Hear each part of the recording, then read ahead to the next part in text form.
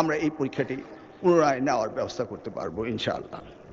তাছাড়া আমার ব্যক্তিগত মন্তব্য সেটি নিয়ে অনেকেই আপত্তি করেছেন, সেই ব্যাপারে বলতে চাই আমি কাউকে উদ্দেশ্য প্রণোদিতভাবে কিছু বলি নাই।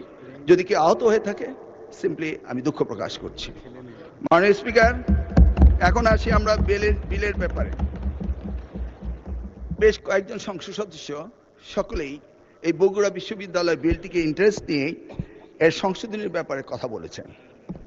আমি দেখেছি ওনারা যে প্রস্তাবগুলি আনার চেষ্টা করেছেন অত্যন্ত যুক্তিসঙ্গত, কিন্তু বিষয়টি হলো ওই প্রস্তাবগুলো অলরেডি আমরা ইনক্লুড করেছি। বগুড়া বিশ্ববিদ্যালয় প্রায় 2.5 যুগ ধরে এটা প্রতিষ্ঠিত হতে পারেনি। আমরা সকলেই জানি বগুড়া ফ্যাসিস্ট সরকারের চোখে ছিল এমন একটি বিষয় যে সেখানে কিছু গড়ে উঠুক তা চায়নি।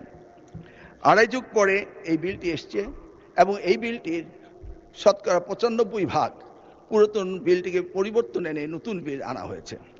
এটি একটি সম্পূর্ণ যুগোপযোগী বিল, যেই বিশ্ববিদ্যালয় আইন বগুড়া বিশ্ববিদ্যালয় প্রতিষ্ঠিত হলে সেই আদলে আমরা অন্যান্য বিশ্ববিদ্যালয়গুলো করব বলে আমরা চিন্তা ভাবনা করছি। কেউ কেউ বলছেন অন্যান্য প্রত্যেকটি জেলার বিশ্ববিদ্যালয় সম্পর্কে। আসলে প্রতিটি জেলায় একটি করে বিশ্ববিদ্যালয় স্থাপন করা হোক এই প্রস্তাবটি ছিল, কিন্তু আমরা সেদিকে এখনো পুরোপুরি এগোতে পারিনি। আমরা বগুড়া বিশ্ববিদ্যালয়ে যে আইনের পরিবর্তনের কথা বলেছে তার মধ্যে প্রথম এই বিশ্ববিদ্যালয়টি হবে বগুড়া জেলার ভিতরে যে কোনো উপজেলায় হতে পারে। নির্দিষ্টভাবে বলা হয়েছিল জামালপুর, সেখানে ভূমি অধিগ্রহণ করতে বাধ্য